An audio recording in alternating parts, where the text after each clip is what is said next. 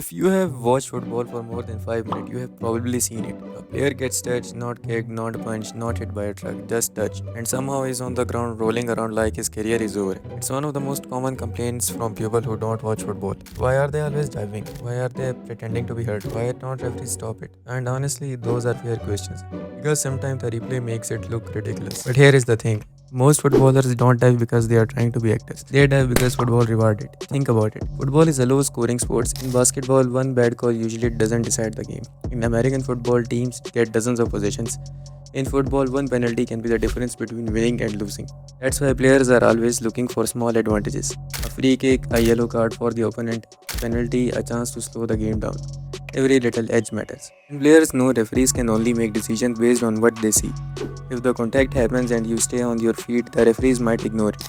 If the same contact sends you to the ground, suddenly everyone notices. That's why so many players exaggerate contact. Not because they are injured, but because they want the referee to see it. Now, obviously, there are cases where players completely fake it. We have all seen it. The classic example is Rivaldo at that 2002 World Cup. The ball hit his leg. A second later, he grabbed his face and dropped to the ground. The referee bought it. The opposition player was sent off. Years later, Rivaldo admitted himself he exaggerated. It's still one of the most famous examples in football history. Then there was Aaron Robben, one of the greatest winger of his generation. When he admitted after a World Cup match that he had gone down too easily during a certain situation, and in the last moment I think he took his leg away and I went to the ground without any touch, so that was a stupid action from me. of course there is Neymar.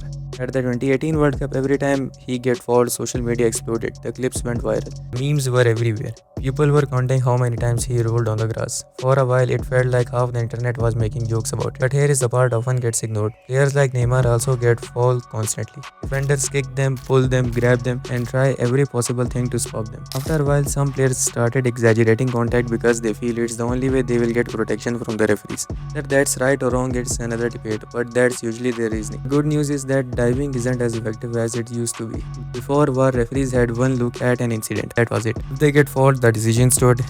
Today, things are different. A player can win a penalty, the referee can point to the spot, and 30 seconds later, VAR can tell him to take another look. We have already seen penalties cancelled, yellow cards reversed, and dives exposed because of the video review. This doesn't mean diving has disappeared, far from it, but the risk has definitely increased. What's interesting is that the attitude toward diving also changed depending on where you are. In some football cultures, players are praised for being clever. If you win a penalty for your team, many fans don't care how you did it. They only care about the result. In other countries, especially places like England, players are expected to stay on their feet whenever possible. Fans celebrate toughness. They admit players who keep going after contact. That's why reaction to diving can be completely different depending on who is watching. One fan sees cheating, another sees gamesmanship. One fans get angry, another says if it helps us, who cares? That's why the debate never ends. So why do footballers dive? Because sometimes it works. Because the reward can be huge. Because football is a sport where tiny moments changes everything. Because as long as players believe there is an advantage to be gained, some of them will keep doing it.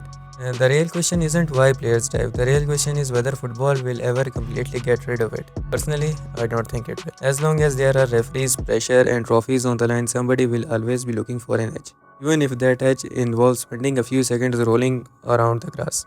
So what do you think? Diving cheating, or is it just another part of the game? Let me know in the comments and I will see you in the next video.